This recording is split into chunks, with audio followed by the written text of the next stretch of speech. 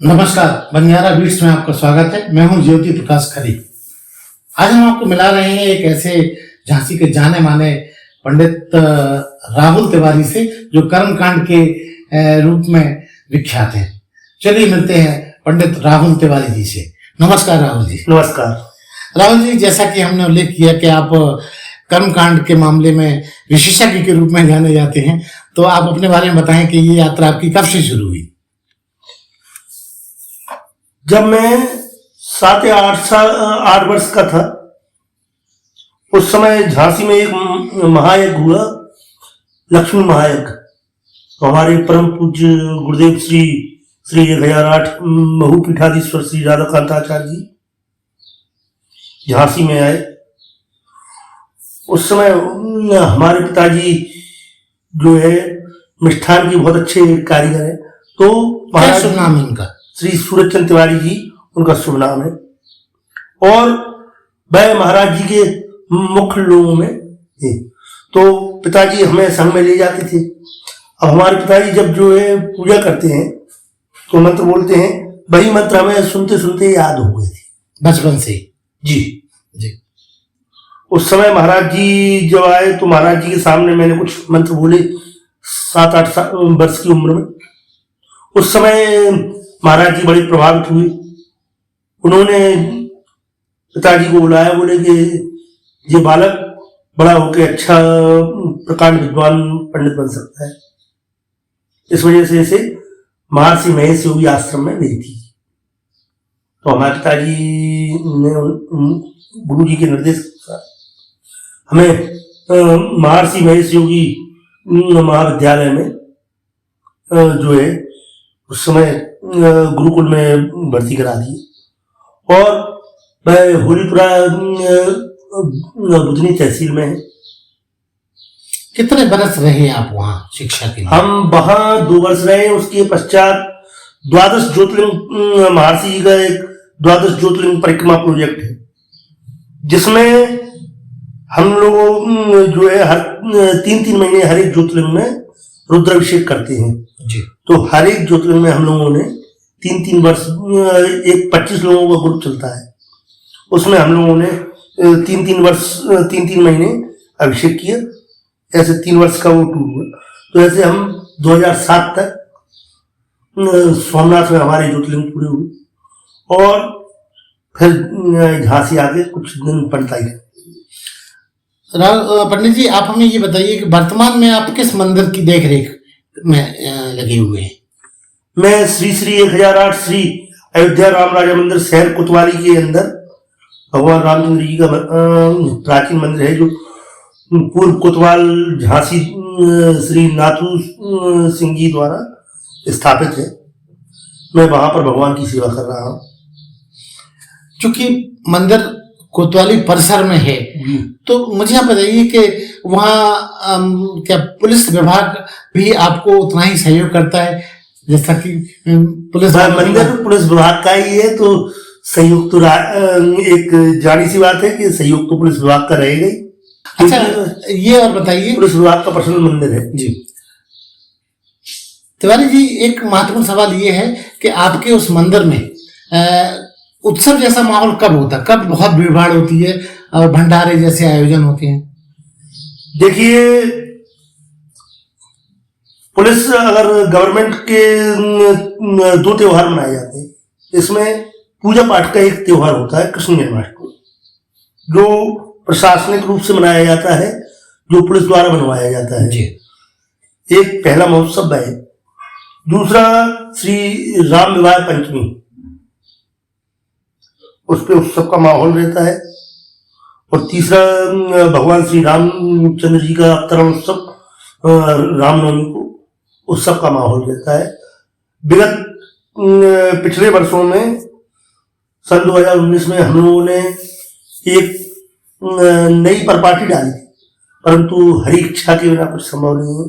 कैसी प्रॉपर्टी डाली थी? हम लोग हर पुख नक्षत्र पे भगवान का प्रसाद वितरण करते थे और उत्सव का माहौल रहता था, परंतु कोविड महामारी के कारण वह भी कुछ वर्षों से बंद है, और अगर भगवान राम राजा सरकार की कृपा हुई तो पुनः प्रारंभ।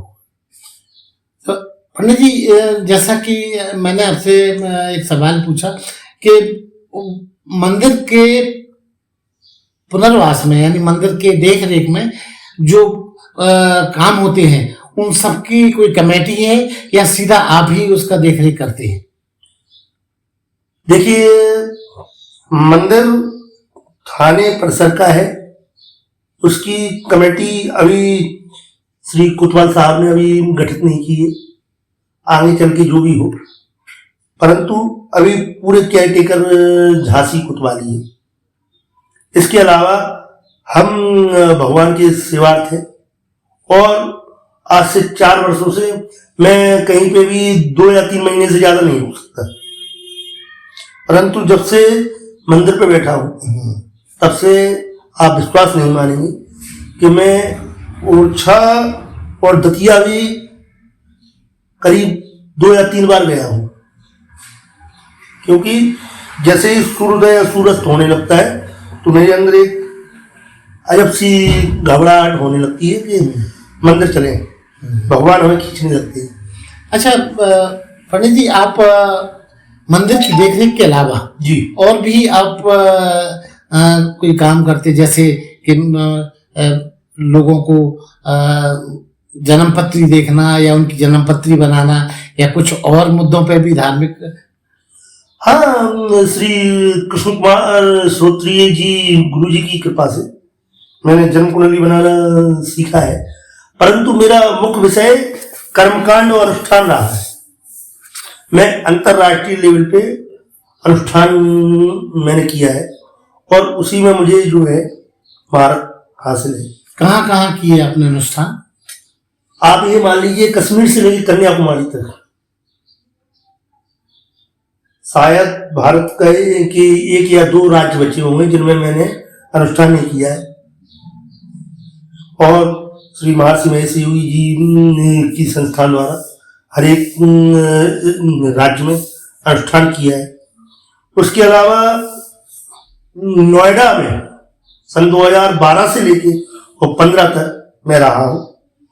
नोएडा, गाजियाबाद, गुड़गांव, मुरादाबाद, मुजफ्फरनगर, यहाँ पे हम लोगों ने विगत वर्षों से बहुत अनुष्ठान किए हैं।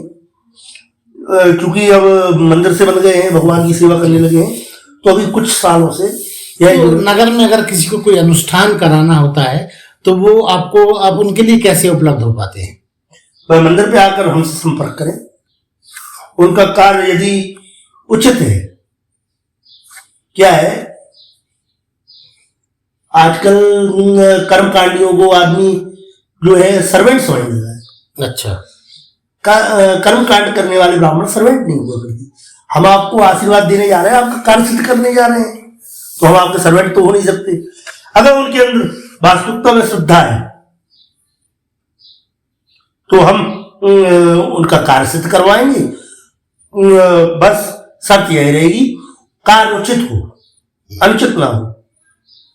क्योंकि रामचरितमानस में लिखा है, निर्मल मन जन सोहि मोहि पावा, मोह कपट छल छिद्र ना भावा। ऐसे भी लोग हैं जो छल करके अपनी कार्य सिद्धि करते हैं। हानि है आजकल समाज में जो अपभ्रांति फैली हुई है कि वहां जाने से कार्य सिद्ध हो जाते हैं, यहाँ जाने से कार्य सिद्ध हो जाते हैं, तो उसके लिए रामचरितमानस में लिखा है, हरि व्यापत सर्वत्र समाना, हरि व्यापत सर्वत्र समाना, प्रेम से प्रकट होत में जाना। हमें निष्काम भाव से जब हम लोग पूजा करते हैं तो निष्काम भाव से हमें संकल्प करना चाहिए, तो कार्य सिद्धि तो अपने आप होती है।